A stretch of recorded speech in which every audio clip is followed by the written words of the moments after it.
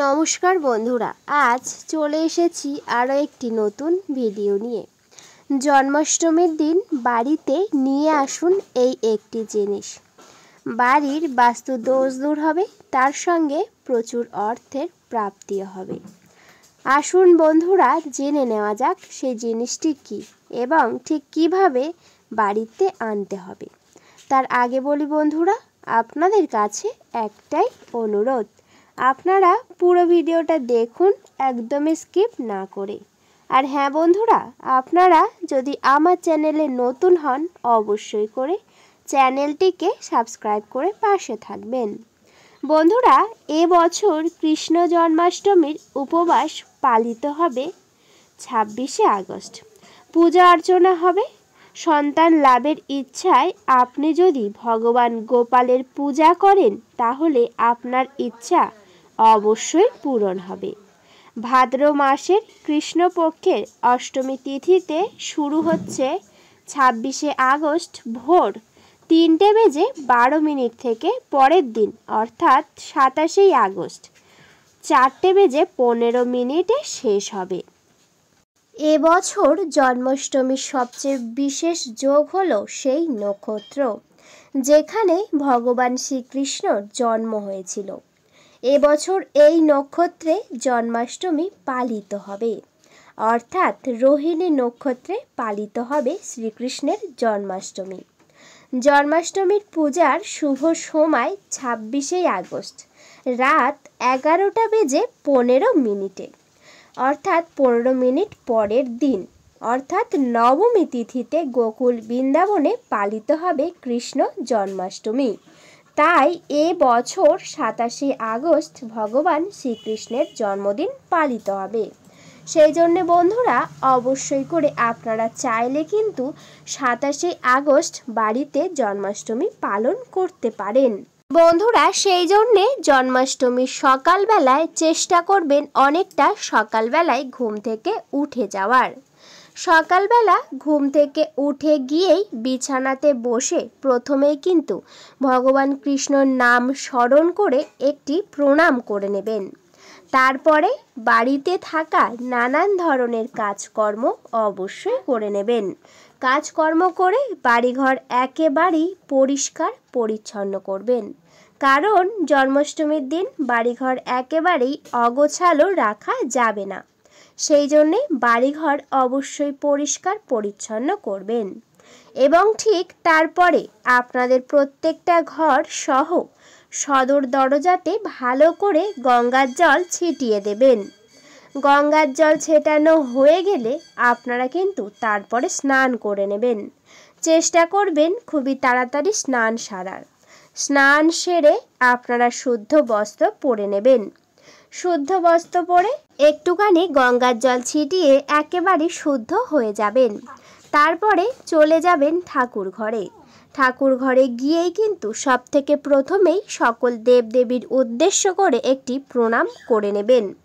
প্রণাম করা হয়ে গেলে তারপর যদি আপনার বাড়িতে লাড্ডু গোপাল থাকে তাহলে অবশ্যই করে লাড্ডু গোপালকে আপনারা একটি পাত্রর মধ্যে একটি স্বস্তিক চিহ্ন আঁকবেন। ঠিক তারপরে সেই পাত্রর মধ্যেই কিন্তু গোপাল সোনাকে বসাবেন। গোপাল সোনাকে বসিয়ে তারপরে আপনারা অবশ্যই করে পঞ্চামৃত দিয়ে সুন্দর করে স্নান করাবেন। চেষ্টা করবেন অবশ্যই করে জন্মাষ্টমীতে পঞ্চামৃত দিয়ে স্নান করানোর, কারণ এই জন্মাষ্টমীর দিন অবশ্যই করে পঞ্চামৃত দিয়ে স্নান করাতে হয়। যখনই পঞ্চামৃত দিয়ে ভালো করে স্নান করানো হয়ে যাবে তারপরে আপনারা ফের পুনরায় ভালো জল, পরিষ্কার জল নিয়ে ভালো করে স্নান করিয়ে নেবেন। বন্ধুরা, স্নান করানো হয়ে গেলে গা মুছিয়ে অবশ্যই করে চেষ্টা করবেন নতুন জামা পরানোর, কারণ বাড়িতে যে সকল বাচ্চারা থাকে তাদের জন্মদিনে যেমন সর্বদাই নতুন জামা পরানো হয়, ঠিক তেমনভাবেই গোপাল সোনার জন্মদিনেও কিন্তু অবশ্যই চেষ্টা করবেন একটি নতুন জামা নিয়ে আসার। এবং সেই জামার রং চাইলে হলুদ রং অবশ্যই আনতে পারেন বা নীল রঙও আনতে পারেন। সেই রঙের পোশাক নিয়ে এসে তাতে একটু গঙ্গার জল ছিটিয়ে ভালো করে শুদ্ধ করে নেবেন।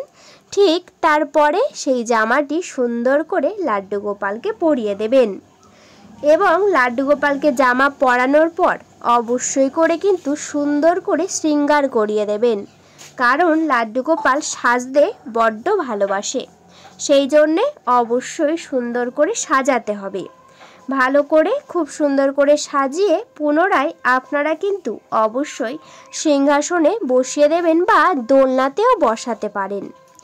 বসিয়ে দেওয়া হয়ে গেলে আপনারা যেমন ভোগ নিবেদন করেন তেমন ভোগ নিবেদন করবেন এবং এই বিশেষ দিন অর্থাৎ এই জন্মাষ্টমীর দিন চেষ্টা করবেন লাড্ডু গোপালের বিশেষ রকমের মিষ্টি নিবেদন করার বা লাড্ডু গোপালের যা যা পছন্দ, যেমন তালের বড়া, তালের সন্দেশ ইত্যাদি অনেক কিছুই রয়েছে।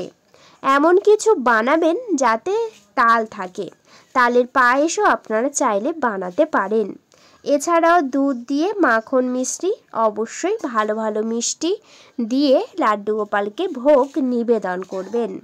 ভোগ নিবেদনের উপরে অর্থাৎ ভোগের উপরে অবশ্যই করে তুলসী পাতা দিতে একেবারেই ভুলবেন না। তুলসী পাতা ছাড়া ভগবানেরা কখনোই কিন্তু ভোগ একেবারেই গ্রহণ করে না, সেই জন্যে তুলসী পাতা অবশ্যই করে দিতে হয়। তুলসী পাতা দেওয়া হয়ে গেলে আপনারা একটি ঘিয়ের প্রদীপ জ্বালাবেন এবং ধূপ জ্বালাবেন। প্রদীপ ধূপ জ্বালিয়ে ভালো করে আপনারা আরতি করে নেবেন। সাথে যদি আপনার বাড়ির রাধাকৃষ্ণ থাকে সেখানেও কৃষ্ণর সামনে গিয়ে ভালো করে আপনারা আরতি করে নেবেন। ভগবান কৃষ্ণের সামনে যখনই আরতি করা হয়ে যাবে সকল দেবদেবীর উদ্দেশ্য করেও আরতি করে নেবেন। তারপরে প্রদীপ রেখে শাঁখ কাঁসা ঘণ্টা বাজিয়ে পূজা অবশ্যই সম্পূর্ণ করবেন। বন্ধুরা, পূজা সম্পূর্ণ হয়ে গেলে যে সকল ভোগ নিবেদন করেছিলেন সেই সকল ভোগ এক এক করে আপনারা নিজ হাতে লাড্ডু গোপালকে খাইয়ে দেবেন। কারণ একটি ছোট বাচ্চাকে যেমনভাবে খাওয়ায় তার মা, ঠিক সেইভাবেই খুবই যত্ন সহকারে আপনারা ভালোবেসে খাইয়ে দেবেন। বন্ধুরা, এই সব কাজগুলি অবশ্যই জন্মাষ্টমীর দিন করবেন, তাহলে দেখবেন অনেক ভালো হবে। বন্ধুরা, আসি এবার মূল পর্বে। এমন কি জিনিস যা এই জন্মাষ্টমীর দিন বাড়িতে নিয়ে আসা অত্যন্ত শুভ। এই জিনিসটি নিয়ে আসলে বাড়ির বাস্তুর দোষ দূর হবে এবং তার সাথে বাড়িতে যদি আর্থিক সমস্যা চলে সেই সমস্যা একেবারের মতো দূর হয়ে যাবে। এই জিনিসটি অত্যন্ত শুভ। জিনিসটি হচ্ছে বন্ধুরা, একটি আপনারা নিয়ে আসবেন রূপোর বাঁশি। হ্যাঁ বন্ধুরা, একেবারেই ঠিকই শুনেছেন, কারণ বাঁশি কিন্তু লাড্ডু গোপাল বা ভগবান কৃষ্ণর কিন্তু অনেক পছন্দের এবং অনেক প্রিয়। এই বাঁশি ছাড়া কখনোই কোথাও যান না। সেই জন্যে অবশ্যই করে আপনারা বাড়িতে একটি আপনারা চাইলে অবশ্যই করে আপনারা রূপোর বাঁশি নিয়ে আসবেন। যদি রূপোর বাঁশি একান্তই না নিয়ে আসতে পারেন সেক্ষেত্রে আপনাদের সামর্থ্য অনুযায়ী যে কোনো বাঁশি নিয়ে আসবেন। কিন্তু এই দিন রূপোর জিনিস নিয়ে এসে বা সোনার জিনিস নিয়ে এসে যদি আপনারা ভগবানকে দেন তাহলে ভগবান অনেক প্রসন্ন হবে এবং আপনার বাড়ির সকল সমস্যা একেবারের মতো দূর হয়ে যাবে। বন্ধুরা, এই বাঁশিটি কিন্তু অবশ্যই করে চেষ্টা করবেন ঠিক আগের দিন কিনে নিয়ে আসার, অর্থাৎ জন্মাষ্টমীর আগের দিন। জন্মাষ্টমীর আগের দিন কিনে নিয়ে এসে আপনারা প্রথমেই সেই বাঁশি একেবারেই ভগবানকে নিবেদন করবেন না বা দেবেন না। সেই বাঁশিটি নিয়ে এসে প্রথমেই গঙ্গার জলে ভালো করে ধুইবেন এবং ঠিক তারপরে আপনারা সেই বাঁশিটির উপরে ফুল দিয়ে সুন্দর করে প্রথমে সাজাবেন। তারপরেই সেই বাঁশিটি লাড্ডু গোপালের হাতে দিয়ে বলবেন সেই বাঁশিটি যেন গ্রহণ করে এবং বলবেন যদি আপনাদের দিয়ে কোনো রকম ভুল হয়ে যায় তাহলে সেই ভুল যেন ক্ষমা করে দেয় এবং সারা দিন আপনারা ভগবানের পছন্দর মতো খাবার অবশ্যই করে নিবেদন করবেন। তাহলে দেখবেন জন্মাষ্টমীর দিনটি আপনাদের অত্যন্ত ভালো যাবে। তার ওপরে আবার আপনাদের বাড়ির সকল সমস্যাও একেবারের মতো দূর হয়ে যাবে। বন্ধুরা, সেই জন্যে জন্মাষ্টমীর দিন কিছু আনতে হবে না, অবশ্যই একটি বাঁশি বাড়িতে নিয়ে আসবেন। এতে আপনাদের সকল সমস্যা একেবারের মতো দূর হয়ে যাবে। ভিডিওটা এই পর্যন্ত। ভিডিওটি যদি ভালো লেগে থাকে অবশ্যই করে ভিডিওতে একটি লাইক করবেন, শেয়ার করবেন এবং সাবস্ক্রাইব করে পাশে থাকবেন। আজকের মতো আমি বিদায় নিলাম। সবাই ভালো থাকবেন, সুস্থ থাকবেন। সকলে একবার কমেন্টে অবশ্যই করে লিখে যাবেন জয় শ্রীকৃষ্ণ। আপনাদের সকলকে জানাই অনেক অনেক ধন্যবাদ।